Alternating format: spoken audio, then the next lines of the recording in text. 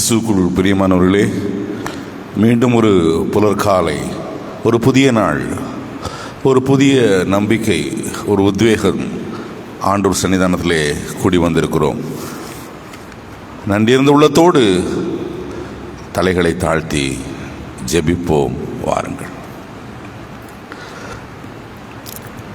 சூரிய காந்தி புஷ்பம் ஒன்று சூரியனே நோக்கும் போலே ஞானும் என்றே நாதனை தான் நோக்கி வாழுന്നു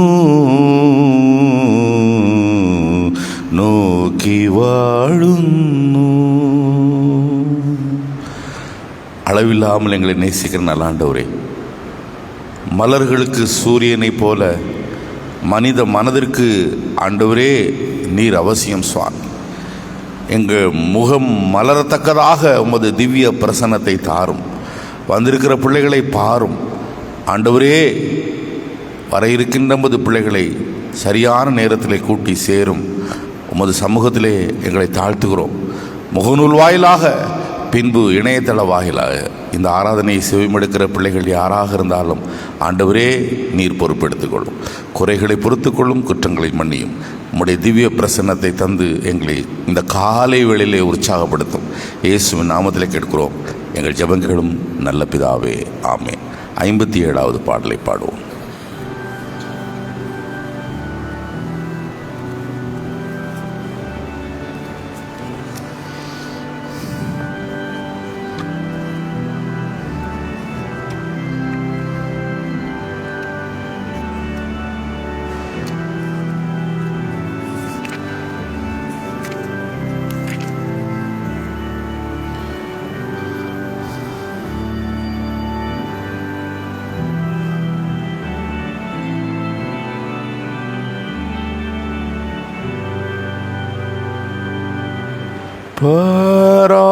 பராபரணி உமது ராஜாசனத்தினைக்கு பணிந்து தாழ்மையா வரோ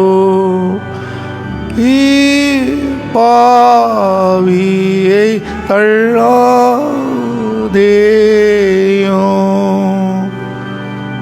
பீதாவே என்னை தேவரீ தெய்வீக ரூபாய் சிருஷ்டித்தீ. நீதான் என் ஜீவன் உம்மையே அல்லாமல் நான் அழிவேனே. திவ்ய மைந்தனி உம்மால் நான் மீட்கப்பட்டோன் ஏனென்றா அடியேன் தப்ப தேவரீ பலியா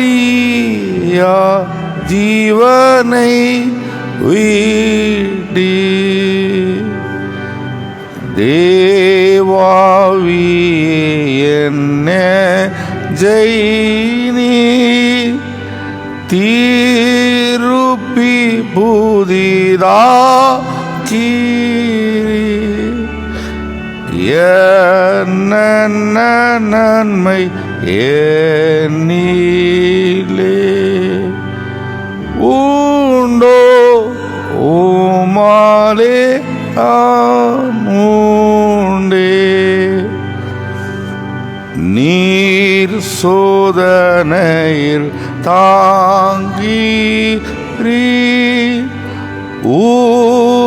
உபத்ரவர் கைவிடி. உமால் தீடனும் வெற்றியும் மன மகிழ்ச்சியும் வரும். ஆகையினாலே உமது மகா பெரிய அன்புக்கு இப்போதும் சதா காலமும் ஸ்தோத்திரம் உண்டாகவும்.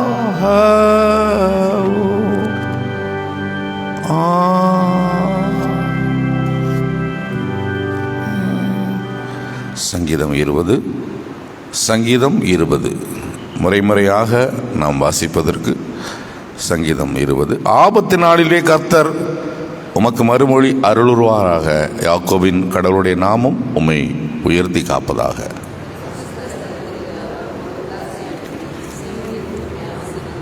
உமது காணிக்கைகளெல்லாம் அவர் நினைவு கூர்ந்து உமது தகன பலியை பிரியமாய் ஏற்றுக்கொள்வாராக.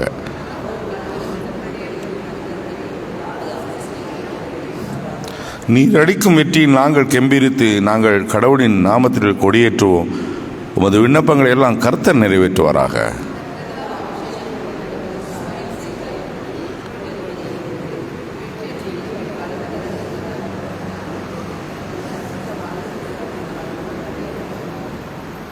சிலர் ரதங்களை குறித்தும் சிலர் குதிரைகளை குறித்தும் பெருமை பாராட்டுகிறார்கள். நாங்களோ எங்கள் கடவுளாகிய கர்த்தரின் நாமத்தை குறித்து பெருமை பாராட்டுவோம். சேர்ந்து சொல்லுவோம், கர்த்தாவே வெற்றியருளும். நாங்கள் கூப்பிடும் நாளிலே ராஜா எங்களுக்கு மறுமொழி அருவாராக. ஆமேன். பிதாவுக்கும் குமாரனுக்கும் பரிசுத்தாவுக்கும் மகிமை உண்டாவதாக. ஆதியிலும் இப்போதும் எப்போதும் சதா காலம் இருக்கிறபடி. ஆமேன். அமருவோம்.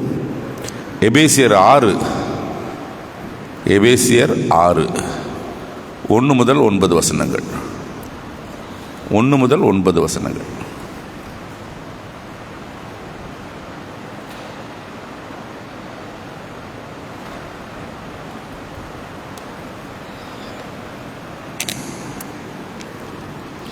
எபேசியர் 6வது அதிகாரம் வசனங்கள் 1 முதல் 9 வரை. பிள்ளைகளே, உங்கள் பெற்றாருக்கு கர்த்தருக்குள் கீழ்ப்படியுங்கள், இது நியாயம். உனக்கு நன்மை உண்டாயிருப்பதற்கும் பூமியிலே உன் வாழ்நாள் நீடித்திருப்பதற்கும் உன் தகப்பனையும் உன் தாயையும் கனம் பண்ணுவாயாக என்பதே வாக்குத்தத்தமுள்ள முதலாம் கற்பனையாயிருக்கிறது. பிதாக்களே, நீங்களும் உங்கள் பிள்ளைகளை கோபப்படுத்தாமல் கர்த்தருக்கேற்ற சிட்சையிலும் போதனையிலும் அவர்களை வளர்ப்பீர்களாக. வேலைக்காரரே, நீங்கள் கிறிஸ்துவுக்கு கீழ்ப்படுகிறது போல சரீரத்தின்படி உங்கள் எஜமான்களாய் இருக்கிறவர்களுக்கும் பயத்தோடும் நடுக்கத்தோடும் கபடற்ற மனதோடும் கீழ்ப்படிந்து மனுஷருக்கு பிரியமாயிருக்க விரும்புகிறவர்களாக பார்வைக்கு ஊழியம் செய்யாமல் கிறிஸ்துவின் ஊழியக்காரராக மனப்பூர்வமாய் தேவனுடைய சித்தத்தின்படி செய்யுங்கள். அடிமையானவனானாலும் சுவாதீனமுள்ளவனானாலும் அவனவன் செய்கிற நன்மையின்படியே கர்த்தரிடத்தில் பலனை அடைவான் என்று அறிந்து மனுஷருக்கென்று ஊழியம் செய்யாமல் கர்த்தருக்கென்றே நல் மனதோடே ஊழியம் செய்யுங்கள். எஜமான்களே, அப்படியே நீங்களும் வேலைக்காரருக்கு செய்ய வேண்டியவைகளை செய்து அவர்களுக்கும் உங்களுக்கும் எஜமானனானவர் பரலோகத்தில் இருக்கிறார் என்றும் அவரிடத்தில் பட்சபாதம் இல்லை என்றும் அறிந்து கடும் சொல்லை விட்டுவிடுங்கள் என்பதே.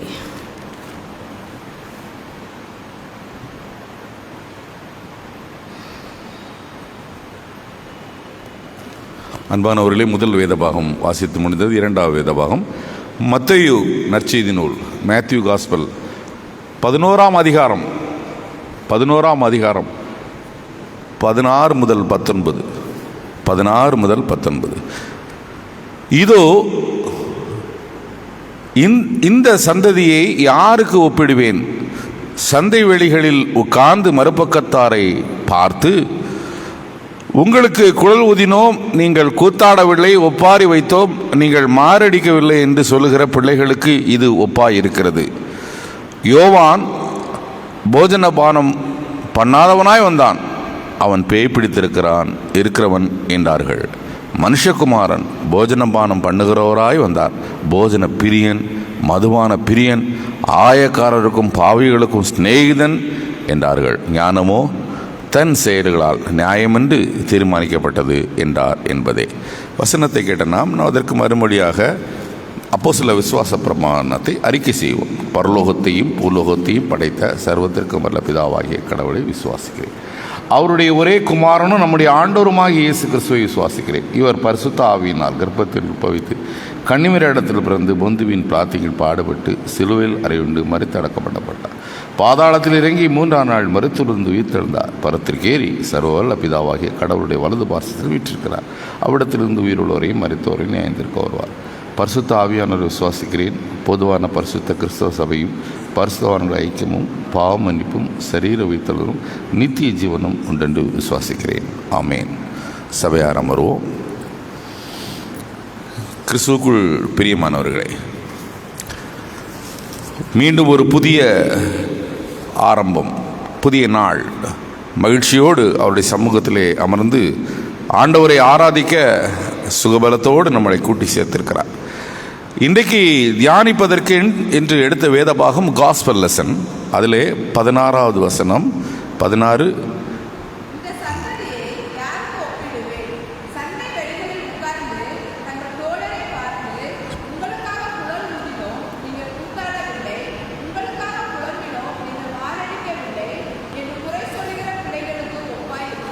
தலைவணங்கி ஜெபம் செய்வோம். எங்களை நேசிக்கிற நல்ல ஆண்டவரே, ஒவ்வொரு நாளும் ஒரு படிப்பினை நாங்கள் ஆண்டவர் சன்னிதானத்திலிருந்து பெறுகிறோம். அது எங்களுடைய ஆன்மீக வாழ்வுக்கு பயனுள்ளதாக ஆண்டவரே அமைய நீர் எங்களுக்கு கிருபை செய்யும். வசனத்தை கேட்கிறவர்களாக மட்டும் இருந்து எங்களை வஞ்சித்து கொள்ளாதபடி நீர் பாதுகாத்துக் கொள்ளும். இயேசு நாமத்திலே கேட்கிறோம் எங்கள் ஜெபம் கேளும் நல்ல பிதாவே, ஆமென். கிறிஸ்துவுக்குள் பிரியமானவர்களே, இது ஒரு வினோதமான ஒரு டெக்ஸ்டாக இருக்குது. இது ஒரு உவமானமாக கடவுள் சொல்லுகிற ஒரு வார்த்தை. உங்களுக்கே தெரியும், ஜான் அண்ட் ஜீசஸ் 2 பேரையுமே எதிர்த்தார்கள். பரிசேயர்கள் வேதபாரகர்கள் அவர்களை எதிர்த்தார்கள். ஆனால் கடுமையாக இவர்கள் மக்களுடைய மனம் திரும்பாத தன்மையை சாடினார்கள். அதிலும் யோவான் கர்த்தருக்கு வழியை ஆயத்தம் பண்ண வந்தவர் இல்லையா? கடவுளுக்கு வழியை ஆயத்தம் பண்ண வந்தவர். விரியன் பாம்பு குட்டிகளே, வரும் கோபத்துக்கு தப்பிக்கொள்ள உங்களுக்கு வகை காட்டினவன் யார்? மனம் திரும்புதல் கேட்ட கனி கொடுங்கள் அப்படின்னு ஆவேசமா பேசினார்.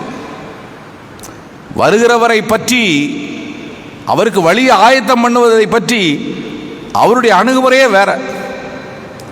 அப்படிதானா? எல்லாரும் அவர்கிட்ட கிறிஸ்து என்று ஒருவர் கேட்டதுக்கு, கிறிஸ்து நான் அல்ல, உடனே நான் அல்ல, கிறிஸ்து நான் அல்ல, அவர் வருகிறார், அவர் பாதரட்சையின் வார கூட அவருக்கு நான் தகுதி இல்லை. அப்படி ஆண்டவரை பற்றி பிக்சர் கொடுத்தவர்.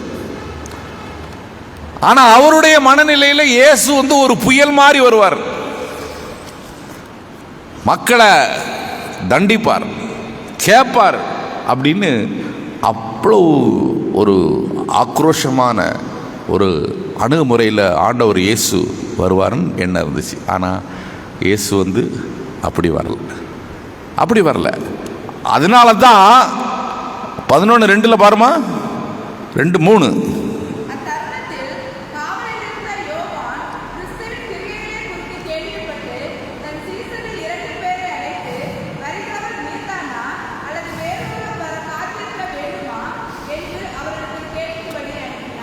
பாருங்க, அதனால்தான் சீஷர்களை அனுப்பி கேட்கிறாரு, வருகிறவர் நீர்தானா?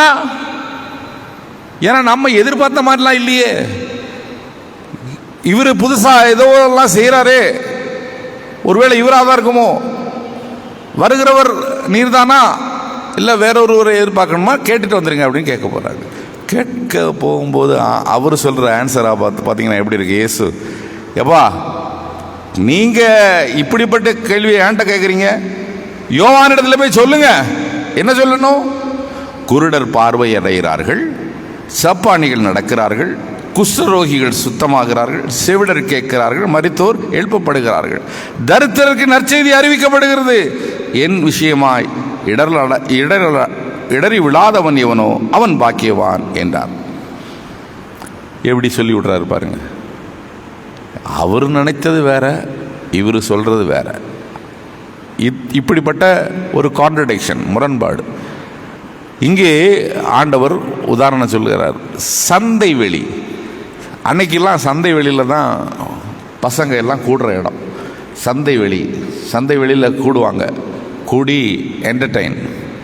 கல்யாண வீடுனா உங்களுக்கு தெரியும்ல, கல்யாண வீடுனா அப்படி இருக்கும். கூத்து, கும்மாளம், டான்ஸு எல்லாம் அன்னைக்கு தொட்டு இன்னைக்கு வரலாம் அதானே இருக்குது, எல்லாமே இருக்குது. கிராமத்திலலாம் போனீங்கன்னா அப்படி தான். சாவு வீடுனாலும் அது ஒரு டிஃப்ரெண்ட் டைப் ஆஃப் ஒரு கேளிக்கை, ஒரு அந்த மாதிரி அது நடத்தி தான் அந்த கொண்டு போவாங்க இல்லைங்களா. கிராமங்களில் பார்க்கலாம் நீங்கள் இன்னும். அப்படி சந்தை வெளியில் உட்கார்ந்து மறுபக்கத்தாரை பார்த்து, உங்களுக்கு குழல் ஊதினோம் நீங்கள் கூத்தாடவில்லை, ஒப்பாரி வைத்தோம் நீங்கள் மாரடிக்கவில்லை என்று சொல்லுகிற பிள்ளைகளுக்கு ஒப்பாக இருக்கிறது. ஏன்னா அவங்க பிள்ளைகள், வாலிப பிள்ளைகள் மெச்சூரிட்டி இல்லாம, ஏமா சைல்டு லைக் வேற, சைல்டு டிஷ் வேற. உங்களுக்கு தெரியும் தானே? Childlike, childish. சைல்டு லைக்னா குழந்தை மாதிரி இருக்கிறது, சைல்டிஷ்னா குழந்தைத்தனமாக இருக்கிறது இல்லையா. குழந்தைத்தனமாக இருக்கிறாங்களே தவிர எதை செய்யணும் அப்படின்னு ஒப்பாரி வைக்கிறதுக்கும் குழல் ஊதுறதுக்கும் வித்தியாசம் தெரியாமல் நடக்கிற மக்களாக இருக்கிற அவர்களை போல நீங்கள் இருக்கிறீர்களே, மெச்சூரிட்டி இல்லாமல், எந்த கான்டெக்ட்ல எப்ப எப்படி நடக்கணுங்கிறத ஒரு புரிதல் இல்லாமல் இருக்கிற பிள்ளைகளை போல நீங்க இருக்கிறீங்களே என்று ஆதங்கப்பட்டு இந்த உதாரணத்தை ஆண்டவர் இயேசு சொல்லுகிறார். இயேசு சொன்னது சரிதான். இன்னைக்கு எந்த வீட்டில் ஒரு புரிதல் இருக்கிறது? நேற்று ஆண்டவரே ஞானிகளுக்கும் அரசர்களுக்கு எல்லாம் மறைச்சு பாலகருக்கு வெளிப்படுத்தினார். அப்போ பாலகருக்கு ஞானிகள், பாலகர்கள் முரண்பாடு எப்படி அப்படின்னு உள்ள ஆராய்ஞ்சு பார்க்கும்போது தான், பாலகர்கள்னா குழந்தைகளை மீன் பண்ணலை, குழந்தையை போல குரல் எழுப்ப முடியாமல், உரிமையை கேட்க முடியாமல் பிறந்தள்ளப்பட்ட அந்த மக்களுக்கு தான் கடவுளை வெளிப்படுத்தினார்னு ஒரு அப்பவுமே குழந்தையை பற்றி ஒரு கான்செப்ட் இந்த டெக்ஸ்ட் ஃபுல்லாக படிக்கும்போது இது தோணுச்சு. அப்போ இன்னைக்கு வேண்டிய படிப்பினை குழந்தைகளாக இல்லை, பெரும்பாலும் வீடுகளிலே குழந்தை தனத்தோடு நடந்து கொள்கிறார்கள். பிரியமானவர்களே, ஒரு கிளிப்பிங்ஸ் பார்த்தேன்.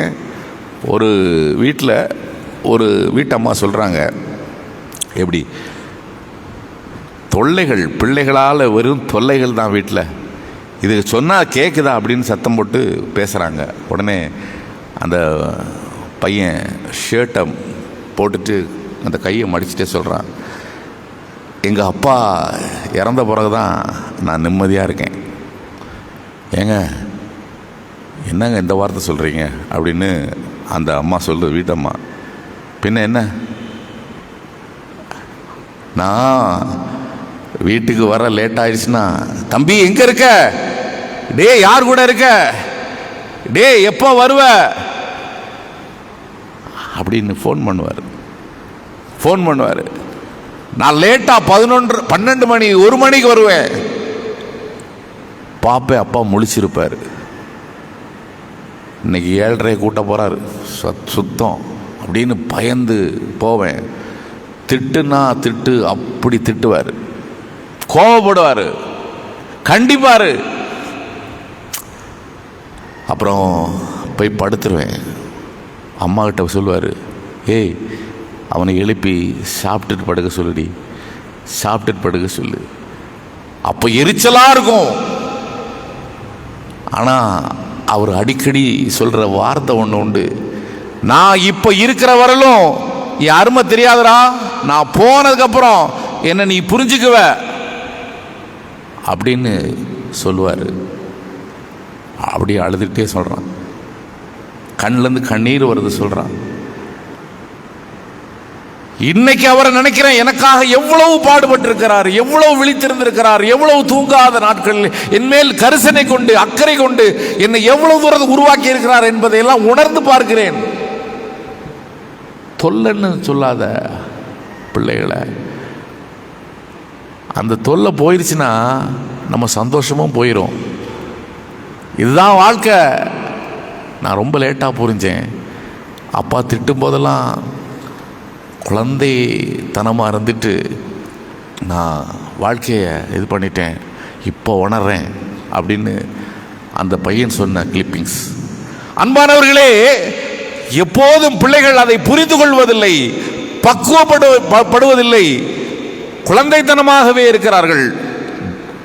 அட்வொகேட் சுமதி, சென்னை, உங்களுக்கு தெரியும், சிறந்த பேச்சாளர், அட்வொகேட் அவங்க சொல்கிறாங்க, அப்பா கிட்ட எங்கள் காலத்தில் சினிமாவுக்கு போகணும் அப்பாட்ட அம்மாட்ட கேட்போம்.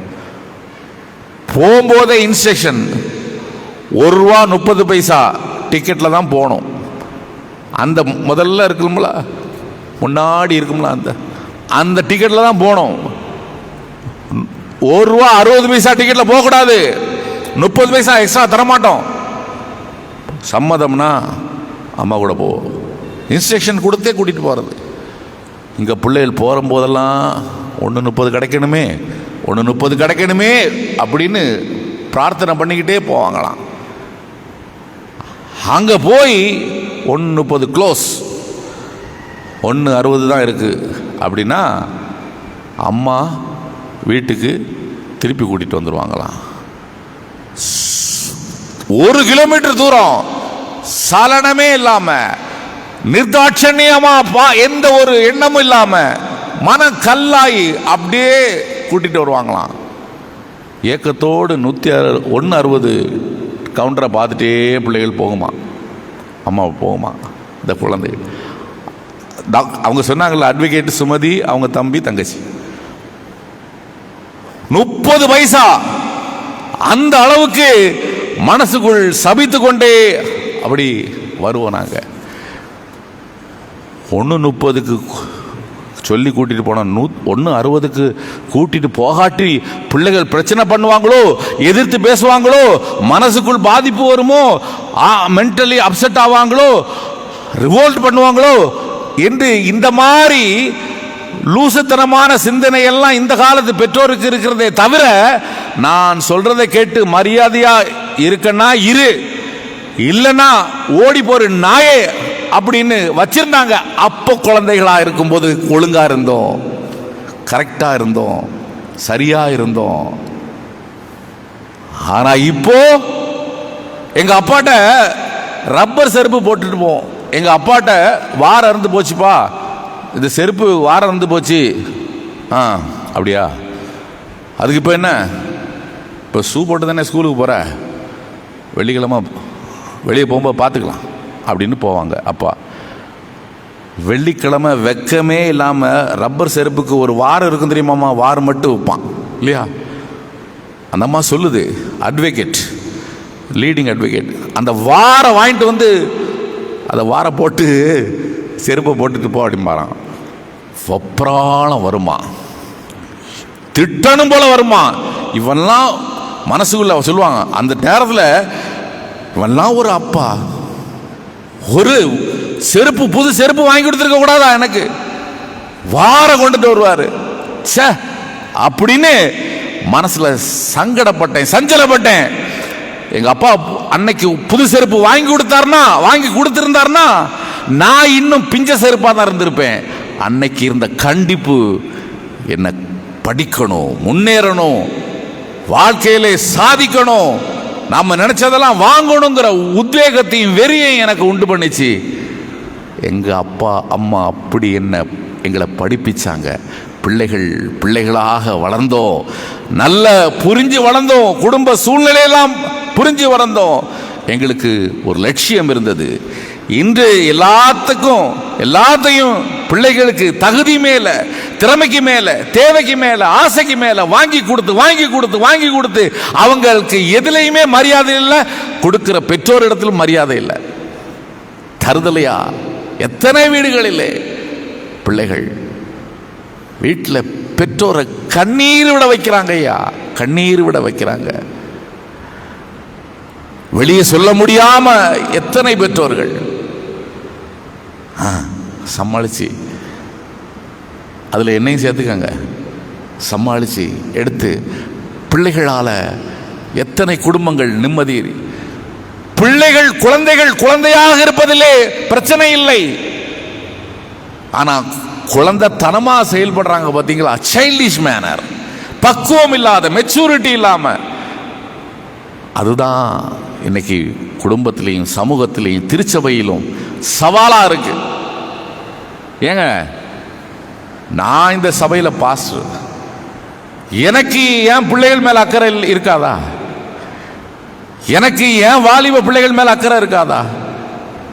2 வாரமா வாலிபர் கூட்டம்னு சொல்லி மக்கள் எல்லாம் வருவாங்கன்னு சொல்லிட்டு சர்வீஸ் முடிச்ச உடனே நான் போய் அங்கே உட்காந்து வாலிபர்கள் வந்துருவாங்க, பிள்ளைகள் வந்துருவாங்க, ஒருத்தன் திசை பக்கமே வரமாட்டான். பையன் எங்கடா? ஏய், அவனை எங்கப்பா? பிள்ளைகள் எங்க? பசங்க சார் சர்வீஸ் முடிஞ்சோடனே எல்லாம் போயிட்டாங்க சார். பிரியமானவர்களே, எத்தனை கஷ்டம் யோசித்து பாருங்கள். மனசுல இருந்த இடத்துல எல்லாம் ஆகஸ்ட் 15 வாலிபர் முகாமெல்லாம் நடத்தி வள்ளியூரில், திருச்சியில் I am proud to be Lutheran அப்படின்னு ப்ளூ கலரில் அழகாக டிஷர்ட்லாம் ஆர்டர் பண்ணி போட்டு எவ்வளோ மகிமையாக ஆவடியிலேருந்து பாஸ்டர் என் நண்பன் மீகா மறைவனெல்லாம் கூட்டிகிட்டு வந்து பெரிய ஃபங்க்ஷன்லாம் நடத்தி மகிழ்ந்த நாட்களெல்லாம் உண்டு ஊழியத்தில். அப்படிங்கெல்லாம் செய்யலாம் அப்படின்னு ஆசைப்பட்ட பிள்ளைகள் எத்தனை வீடுகளிலே பெற்றோரை கனப்படுத்துகிற பிள்ளைகளாக, பெற்றோர் தாய் தகப்பனை உணர்கிற பிள்ளைகளாக இருக்கிறார்கள். யோசித்து பாருங்கள் அன்பானவர்களே. பசிக்கு, தேவைக்கு பொண்டாட்டிட்ட மட்டும்தான் அதிகாரம் பண்ண முடியும், பிள்ளைகிட்டெல்லாம் அதிகாரம் பண்ண முடியாது. ஆனா தாய் தேவை அறிஞ்சு அப்படியே கொண்டு வந்து கொடுப்பா. தாயிருக்கும் காரணத்தால் பட்டினியே நான் பார்த்ததில்லை. தாயிருக்கும் காரணத்தால் பட்டினியை பார்த்ததில்லை. தாய் வீட்டில் இருப்பதனால் கோயிலுக்கு நான் போனதில்லைன்னு வைரமுத்து எழுதினான். தாய் இருக்கிற வரையிலும் தான், தாரம் இருக்கிற வரையிலும் தான். பிரியமானவர்களே, இன்னைக்கு உள்ள உலகம் அப்படி போய் கொண்டு இருக்கிறது. அநேக உதாரணங்களை எனக்கு சொல்ல முடியும். இன்றைக்கு உள்ளங்கை நெல்லிக்கனி போல எத்தனையோ உதாரணங்கள், வீடுகள் இருக்கிறது பிரியமானவர்களே. ஆனால் குழந்தையாக இருங்கள், குழந்தைத்தனமாக இருக்காதீர்கள். கடவுள் அன்றைக்கு ஆதங்கப்பட்டாரே அந்த மக்களை பார்த்து, புரியாமல் இருக்கிறார்களே, புரிய மாட்டுகிறார்களே என்று ஆதங்கப்பட்டது போல இன்றைக்கு சமூகத்திலும் திருச்சபையிலும் நாம் ஆதங்கப்பட வேண்டிய சூழ்நிலைகள் தள்ளப்பட்டிருக்கிறோம். காரணம் நாம் தான். பிரியமானவர்களே, எப்படி இருக்கிறோம், நம்ம பிள்ளைகள் எப்படி இருக்கிறது என்ற ஒரு சிந்தனையை, புரிதலை வைத்து இந்த வார்த்தையின் மூலமாக ஒரு மாற்றத்தை பெற்றோர் எடுத்தாலும் சரி, பிள்ளைகள் புரிந்தாலும் சரி, வந்தால் ஆண்டவருடைய நாமம் மகிமைப்படும்படியாக வாழ்வு பயனுள்ளதாக இருக்கும் என்பதை சுட்டிக்காட்டி ஆண்டவர் தாமே இந்த வார்த்தைகளை கொண்டு நம் குடும்பங்களிலே ஒரு புதிய மாற்றத்தை தந்து ஆசீர்வதித்து காப்பாராக. எல்லா புத்திக்கு மேலான தெய்வீக சமாதானம் உங்கள் இருதயங்களையும் சிந்தனைகளையும் கிறிஸ்து இயேசுவுக்குள் நிலைவரப்படுத்தி காப்பாராக. ஆமீன். 628வது பாடலை பாடுவோம்.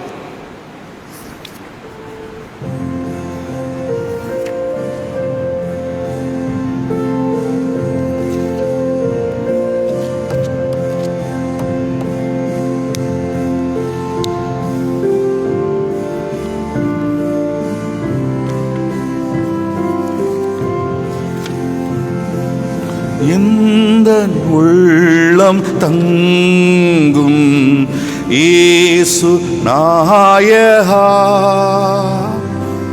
உந்தன் வீடாய் கொள்ளும் நாயகா இயேசு நாயகா இயேசு நாயகா உந்தன் வீடாய் கொள்ளும் இயேசு நாயகா மாம்ச கிரியை போக்கும் இயேசு நாயகா குழந்தை உள்ளம் ஆக்கும் இயேசு நாயகா இயேசு நாயகா இயேசு நாயகா குழந்தை உள்ளம் ஆக்கும் இயேசு நாயகா என்னை உமக்கு தந்தேன் இயேசு நாயகா இனி நான் அல்ல நீரே இயேசு நாயகா இயேசு நாயகா இயேசு நாயகா இனி நான் அல்ல நீரே இயேசு நாயகா இயேசு நாயகா இயேசு நாயகா. தலைவணங்கி ஜெபம் செய்வோம். அளவில்லாமல் எங்களை நேசிக்கிற நல்ல ஆண்டவரே, குழந்தை உள்ளம் தாரும் என்று வேண்டணும் அப்பா. குழந்தைத்தனமாக வாழுகின்ற எங்கள் உள்ளத்திலே நீர் பிரவேசித்து ஆண்டவரே பக்குவமடைந்த பிள்ளைகளைப் போல ஆண்டவரே மற்றவர்கள் உணர்வுகளை மதிக்கிற பிள்ளைகளாக பெற்றோர்களையும் உற்றார்களையும் பெரியவர்களையும் மதிக்க ஆண்டவரே ஆண்டவரே எங்கள் பிள்ளைகள் பிரயோஜனமுள்ள பிள்ளைகளாக இருப்பதற்கு ஆண்டவர் தகுதிப்படுத்தும் சுவாமி. அன்று ஆண்டவரே குழல் ஊதினோம் கூத்தாடவில்லை என்று உதாரணப்படுத்தி பக்குவமில்லாத மக்களுடைய மனநிலையை ஒப்பிட்டு நீர் பேசினது எங்களுக்கு ஒரு விழிப்புணர்வை தரும்படியாக இந்த நாளிலே அமைந்ததற்காக நன்றி செலுத்துகிறோம். எங்கள் குடும்பங்களிலே பிள்ளைகளை பாரும் ஆண்டவரே. உள்ளே அழுது வெளியே சிரிக்கிற எத்தனை பெற்றோர்கள், கனி கொடுக்க முடியாத ஆண்டவரே, கனிவாய் பேச தெரியாத நடக்க தெரியாத எத்தனை பிள்ளைகளை வைத்துக்கொண்டு பெற்றோர்கள் தவிக்கிறார்கள், பயப்படுகிறார்கள். பிள்ளைகள் முன்னால் ஆண்டவரே பெற்றோருக்கு பிள்ளைகள் பயப்படுவதற்கு பதிலால் பிள்ளைகளுக்காக பெற்றோர்கள் பயப்படுகிற காலத்திலே நாங்கள் வாழுகிறோம். ஆண்டவரே நீர் தந்த வார்த்தைகளுக்கு நன்றி சுவாமி. ஆண்டவரே இதோ வந்திருக்கிற ஒவ்வொரு மக்களையும் ஆண்டவர் கண்ணோக்கி பாரும். உமது வார்த்தைகள் உமது பிள்ளைகள் உள்ளத்திலே பதிந்து சிந்திக்க வைக்கட்டும், மாற்றத்தை கொண்டு வரட்டும். ஆண்டவரே எங்கள் சமூகத்திலும் குடும்பத்திலும் திருச்சபையிலும் மாற்றங்கள் ஆண்டவரே எங்கள் பிள்ளைகளால் நிகழட்டும். ஆண்டவரே உம்மால் கூடாத காரியம் ஒன்றுமில்லை சுவாமி. ஆண்டவரே வெளியூரிலே வெளிநாடுகளில் இருக்கிற மக்களுக்காக ஜெபிக்கிறோம். வளைகுடாவிலே அமைதி திரும்ப பிரார்த்தனை செய்கிறோம். ஐயா, இன்று மத்தியான நேரம் நான் இருக்கின்ற இடத்திற்கு பக்கத்திலே ஆண்டவரே குண்டுவீச்சு விழுந்தது, பிரார்த்தனை செய்து கொள்ளுங்கள் என்று ஆண்டவரே பிள்ளைகள் ஜெபிக்கும் பொழுது கேட்கும்போது மனம் ஆண்டவரே பதறுகிறது சுவாமி. ஆண்டவரே பாதுகாக்கிறவர் நீர்தான், நீர் பொறுப்பெடுத்துக் கொள்ளும் சுவாமி, நீர் பொறுப்பெடுத்துக் கொள்ளும் தகப்பனே. உலகத்தின் அமைதி திரும்பட்டும். எங்கேயோ நடக்கிற யுத்தம் என்று நாங்கள் நினைக்காதபடி அது பல வகையிலும் எங்களையும் பாதிக்கும், பொருளாதார ரீதியிலும் பாதிக்கும் என்பதையெல்லாம் உணர்ந்து உம்மிடத்திலே பிரார்த்தனை செய்கிறோம். ஆண்டவரே பலவீனத்திலே நோயாய்ப்பட்டு இருக்கிற மக்கள் யாவருக்காகவும் பிரார்த்தனை செய்கிறோம். சுகத்தை கொடும் ஆண்டவரே. வியாதி இல்லாத உடல் ஆரோக்கியமும் வேதனை இல்லாத மனதையும் தாரும். அதுவே நிறைந்த செல்வம் என்ற புரிதலையும் தாரும். ஆண்டவரே, இன்னுமாக இந்த நாளை விசேஷத்த நாளாக பார்க்கிற பிள்ளைகள் உண்டு. திருமண நாள், பிறந்த நாள். ஆண்டவரே, அவர்களோடு உமது நேசக்கரம் இருக்கட்டும் சுவாமி. வந்திருக்கிற பிள்ளைகள் உம்மை கண்டுகொண்ட பிள்ளைகளாக திரும்பி செல்லட்டும். குறைகளை பொறுத்து கொள்ளும், குற்றங்களை மன்னியும். இயேசுவின் வெளியேற பெற்ற நாமத்திலே உம்முடைய பாதம் பணிந்து ஜெபிக்கிறோம் எங்கள் ஜெபங்களும் நல்ல பிதாவே, ஆமேன். பரமண்டலத்தில் இருக்கிற எங்கள் பிதாவே, உம்முடைய நாமம் பரிசுத்தப்படுவதாக, உம்முடைய ராஜ்யம் வருவதாக, உம்முடைய சித்தம் பரமண்டலத்திலே செய்யப்படுவதோ பூமியிலே செய்யப்படுவதாக. அன்னன்னு வேண்டிய ஆகாரத்தை எங்களுக்கு தார். எங்கள் கடனாளிகளுக்கு நாங்கள் மன்னிக்கிறது போல பாவக்கடங்களை மன்னி எங்களை சோதனைக்கு உட்பட பண்ணாமல் தீமையை தரிசித்துக்கொள். ராஜ்யமும் வல்லமையும் மகிமை என்றென்றைக்கும் உடையவில்லை, ஆமேன். ஆசீர்வாதம். ஆண்டவராய் இயேசு கிறிஸ்துவின் கிருபையும் பிதாவின் அன்பும் தூயாவின் துணையும் உங்கள் அனைவரோடும் இருந்து உற்சாகப்படுத்தி 102வது நமது சபை ஆண்டு விழாவிலே நாம் ஒன்றிணைந்து மகிழ்ச்சியோடு கொண்டாட நகர்கின்ற நகர்விலே நம்பிக்கை கொடுத்து தொடர்ந்து ஒவ்வொரு நாளும் நடத்துவாராக, ஆமேன். என் ஆத்மாவே கர்த்தரை சோஸ்திரி, என் முழு உள்ளமே பரிசுத்த நாமத்தை சோஸ்திரி. என் ஆத்மாவே கர்த்தரை சோஸ்திரி, கர்த்தர் செய்த சகல வாரங்களை மறவாதே, ஆமேன்.